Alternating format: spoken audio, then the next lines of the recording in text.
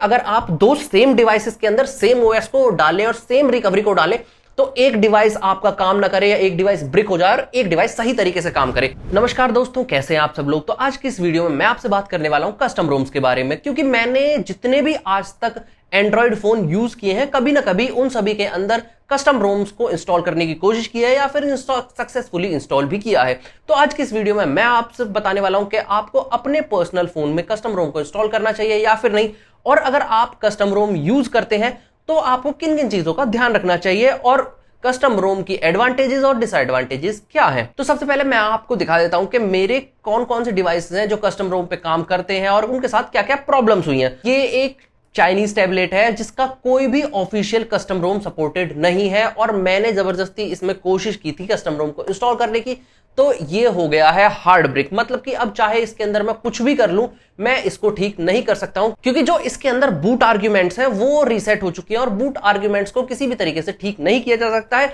कुछ special devices हैं जिनमें हमारा जो प्रोसेसर है या लॉजिक बोर्ड है उसको उस डिवाइस से डायरेक्टली कनेक्ट करके इसको ठीक किया जा सकता है, जैसे कि OEMs करते हैं। वो खाली जो आपके मैन्युफैक्चरर्स हैं उनके पास इस चीज का सपोर्ट होता है। तो ये टैबलेट बिल्कुल बेकार है। उसके बाद है ये हमारा Xiaomi का Redmi Note 5 Pro। अगर मैं इसकी बात करूं तो इसके अंदर मैंने पिक्सल एक्सपीरियंस रोम को इंस्टॉल किया हुआ था जो कि सही चल रहा था और इसके अंदर TWRP रिकवरी थी, और लेकिन एक अपडेट आया जो कि एक TWRP का अपडेट था। जैसे ही मैंने उस अपडेट को इंस्टॉल किया तो उसके बाद ये फोन डायरेक्टली बूट लूप में चला गया है और इसको ठीक करने के लिए मुझे इसको अपने कंप्यूटर से कनेक्ट करना होगा। लेकिन जो कंप्यूटर से कनेक्ट करने के बाद मुझे इसके बूट लोडर का एक्सेस चाहिए होता है, वो बूट लोडर मेरे सिस्टम से कनेक्ट नहीं हो पा रहा है। तो ये भी अब एक तरीके से सॉफ्ट ब्रिक है, इसको ठीक किया जा सकता है लेकिन उसके लिए इसका सेटअप करना पड़ेगा। तो इससे ये बात समझ में आती है कि आपके जो कस्टम रोम्स हैं वो बिल्कुल भी रिलायबल नहीं है, मतलब कि उनके अंदर कभी भी बग्स आ सकते हैं। अगर आप कोई भी कस्टम रोम इंस्टॉल कर रहे हैं तो आपको इस बात के लिए रेडी रहना पड़ेगा कि आपका फोन ब्रिक हो सकता है, सॉफ्ट ब्रिक हो सकता है। आपका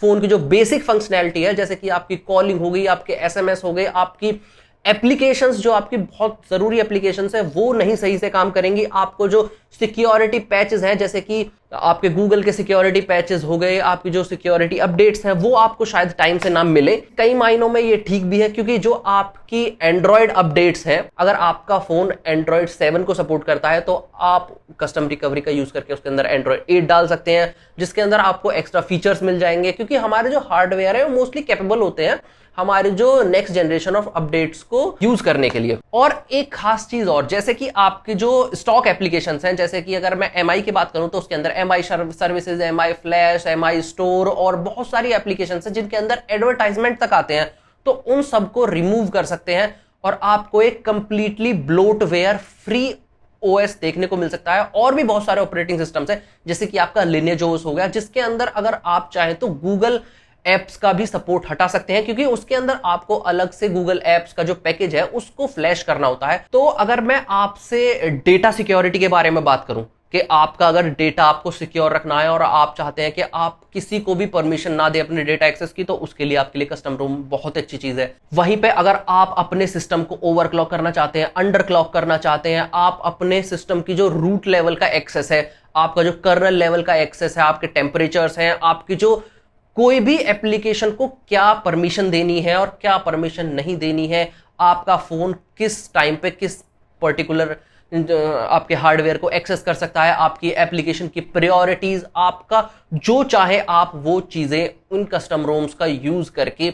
आप अपने फोन में चेंज कर सकते हैं। लेकिन उसी के साथ एक बहुत बड़ी प्रॉब्लम यह आती है कि कस्टम रोम्स के साथ बहुत सारी एप्लीकेशंस है, खास करके आपकी बैंकिंग एप्लीकेशंस ढंग से काम नहीं करती है। लेकिन वो जब काम नहीं करते हैं जब आपका फोन रूटेड होता है, मतलब कि आपकी जो बैंकिंग एप्लीकेशंस है, खास करके आपकी UPI वाली एप्लीकेशंस, जब वो आपके फोन को रजिस्टर करती हैं, आपका OTP वेरिफिकेशन होता है, आपका डिवाइस वेरिफिकेशन होती है, तो आपका जो सिक्योरिटी एनवायरनमेंट होता है, फॉर एग्जाम्पल जैसे कि कुछ सिक्योरिटी चेक्स होते हैं, जैसे आप अगर किसी मॉल में जाते हैं या फिर अगर आप मेट्रो में ट्रेवल करते हैं तो वहां पे लेवल ऑफ सिक्योरिटी चेक्स होते हैं, जैसे कि आपके बैग्स को चेक किया जाता है, आपको एक बायोमेट्रिक मशीन के अंदर से निकाला जाता है और वहीं पर जो बायोमेट्रिक स्कैनर्स हैं उनके थ्रू स्कैन किया जाता है। तो 3-4 लेयर्स होती हैं स्कैनिंग की। उसी तरीके से जो हमारी बैंकिंग एप्लीकेशंस है वो भी हमारे जो स्मार्टफोन है उसके एनवायरमेंट को इसी तरीके से अलग अलग लेवल्स पे चेक करता है। अगर वो किसी भी लेवल पे फेल होता है या फिर उसके अंदर कोई भी एरर दिखता है तो बैंकिंग एप्लीकेशंस काम नहीं करती हैं।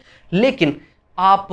का फोन अगर रूटेड है तो आप मैजिस्क का यूज करके और भी बहुत सारी चीजें हैं उनका यूज करके अपने फोन के अंदर उन बैंकिंग एप्लीकेशंस का यूज कर सकते हैं। 90% तक तो काम करता है, लेकिन 10% कुछ डिवाइसेस में ये सर्विसेज काम नहीं कर पाती हैं और ये सभी ऑपरेटिंग सिस्टम्स में भी काम नहीं करती हैं। जैसे कि आपका पिक्सल एक्सपीरियंस हो गया, एक्सटेंडेड ओएस हो गया, आपका लिनेज ओएस हो गया, रेजरेक्शन रिमिक्स हो गया, उन सब के अंदर आपकी जो बैंकिंग एप्लीकेशंस है वो चल जाती है। लेकिन वहीं पे कुछ ऐसे जैसे 360 ओएस हो गया और भी इस तरीके से कई ओएस हैं जिनके अंदर ये एप्लीकेशंस काम नहीं करती हैं। और एक और बहुत ही कॉमन प्रॉब्लम मैं आपको बता देता हूं जो है आपकी हार्डवेयर स्पेसिफिक, क्योंकि जो आपका हार्डवेयर है, आपके पास जो फोन है वो एक यूनिक फोन है, उसके अंदर एक यूनिक आइडेंटिटी नंबर होता है, एक यूनिक IMEI नंबर होता है और उसका जो बोर्ड है उसका एक नंबर होता है जो कि यूनिक होता है। और कभी कभी ऐसा होता है कि अगर आप दो सेम डिवाइसेस के अंदर सेम ओएस को डालें और सेम रिकवरी को डालें तो एक डिवाइस आपका काम ना करे या एक डिवाइस ब्रिक हो जाए और एक डिवाइस सही तरीके से काम करे, जैसा कि मेरे साथ यहां पे हो रहा है।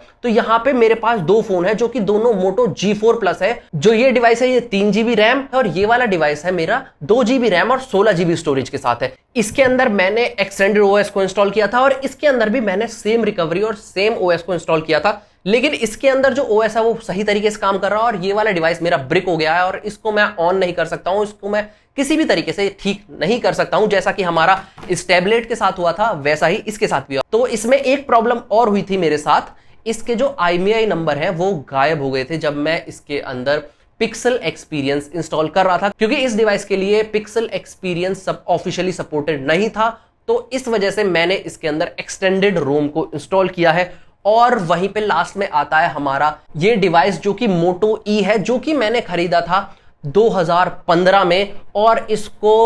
7 साल हो गए हैं और तब से आज तक इसके अंदर कोई प्रॉब्लम नहीं आई है कस्टम रोम के अंदर। और मैंने इसके अंदर कस्टम रोम इंस्टॉल किया हुआ है लिनेज ओएस जो कि बिल्कुल बढ़िया काम करता है और मैं इसके अंदर बैंकिंग एप्लीकेशंस का भी यूज करता था, वो भी बढ़िया चलती थी। जो मेरा पहला डिवाइस था जिसके अंदर मैंने कस्टम रोम इंस्टॉल किया था वो ये था और आज तक ये बढ़िया चल रहा है। तो जिस वजह से मैंने इसके अंदर इंस्टॉल किया था कस्टम रोम वो था इसकी स्टोरेज को एक्सपेंड करने के लिए। ये फोन एकदम अच्छे से चल रहा है और इसके अंदर मैं आपको अगर एंड्रॉयड वर्जन दिखाऊं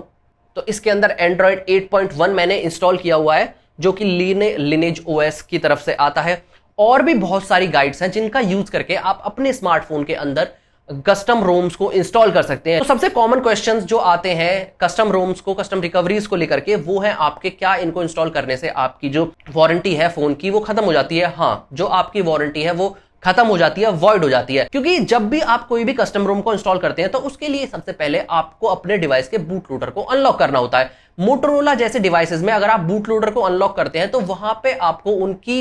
वेबसाइट पे जाकर के अपने फोन के IMEI या सीरियल नंबर को डालना होता है। उसके बाद आपको एक कोड मिलता है जिसके थ्रू आप अपने फोन को अनलॉक करते हैं। तो इस वजह से अगर आपने मोटोरोला के फोन को एक बार अनलॉक कर लिया तो उसके बाद आप उसकी वारंटी को वापस नहीं ला सकते हैं। लेकिन वहीं पे अगर मैं Xiaomi और OnePlus की बात करूं तो इनके फोन के बूट लोडर को अनलॉक करना भी आसान है और जो आपकी वारंटी है, अगर आप इसके अंदर कोई कस्टम रोम डालते हैं फिर कस्टम रिकवरी डालते हैं और अगर उसके बाद आप इसके अंदर स्टॉक रिकवरी और स्टॉक रोम डाल देते हैं तो आपका जो बूट लोडर है वो फिर से लॉक हो जाता है, जिसका मतलब है आपकी जो वारंटी है वो वापस आ जाती है। अगर आप कोई स्पेसिफिक डिवाइस के लिए वीडियो देख रहे हैं और उसके पास भी सेम डिवाइस है, सेम रैम के साथ, सेम स्टोरेज के साथ, सेम मॉडल नंबर है, तभी भी आपके चांसेस होते हैं कि आपका फोन खराब हो जाए या फिर आपका फोन सॉफ्ट ब्रेक हो जाए। ऐसे में हार्ड ब्रेक नहीं होते हैं फोन, सॉफ्ट ब्रेक लेकिन हो जाते हैं फोन। और कई सिचुएशंस में ऐसा भी होता है कि आपके डिवाइस के अंदर कोई हार्डवेयर फेलियर भी हो सकता है और वहीं पे अगर आप चाहते हैं कि आप अपने फोन के अंदर कस्टम रोम्स को इंस्टॉल करें तो आप कुछ ऑफिशियल रोम्स हैं जैसे कि आपका पिक्सल एक्सपीरियंस हो गया, रेजरेक्शन रिमिक्स हो गया, लिनेज ओएस हो गया, तो इन सभी से आप रोम्स को इंस्टॉल करें। और अगर आप कोई वीडियो देख के रोम इंस्टॉल कर रहे हैं तो पहले उस वीडियो को देखें और उसी अपने स्पेसिफिक डिवाइस के लिए XDA डेवलपर्स की वेबसाइट पे जाकर के उसके बारे में पढ़ें। उसके बारे में इसलिए पढ़ना जरूरी है क्योंकि ऊपर आपको पूरा इंस्टॉलेशन प्रोसेस दिया होता है और लेकिन उसके नीचे लोगों के प्रॉब्लम्स, लोगों की थ्रेड्स यानी कि फोरम्स की तरह आपको वहां पे पता चल जाता है कि लोगों को क्या प्रॉब्लम्स आ रही हैं। तो ऑल इन ऑल अगर आप कस्टम रोम इंस्टॉल करना चाहते हैं तो आपको बहुत सारी फंक्शनैलिटी मिलती है, आपके डिवाइस की परफॉर्मेंस भी इंप्रूव हो सकती है। लेकिन वहीं पे अगर आप अपने फोन को बेसिक फंक्शनैलिटी के लिए यूज करते हैं, वीडियोस देखने के लिए, कॉल करने के लिए या फिर बेसिक चिट चैट के लिए, तो आप स्टॉक रोम का पे ही रहिए। आप अपने फोन से जितनी एक्स्ट्रा एप्लीकेशंस हैं उनको निकाल दीजिए अगर आप परफॉर्मेंस को इंक्रीज करना चाहते हैं। तो आज की इस वीडियो में इतना ही। अगर आपका कोई भी क्वेश्चन हो तो आप नीचे कमेंट सेक्शन में कमेंट करके बता सकते हैं। और अगर आपको ये वीडियो अच्छी लगी तो इस वीडियो को लाइक कर दीजिए, मेरे चैनल को सब्सक्राइब कर दीजिए ताकि मैं आपके लिए रोजाना ऐसी वीडियोस बनाता रहूं। मैं आपसे फिर मिलता हूं अगली वीडियो में।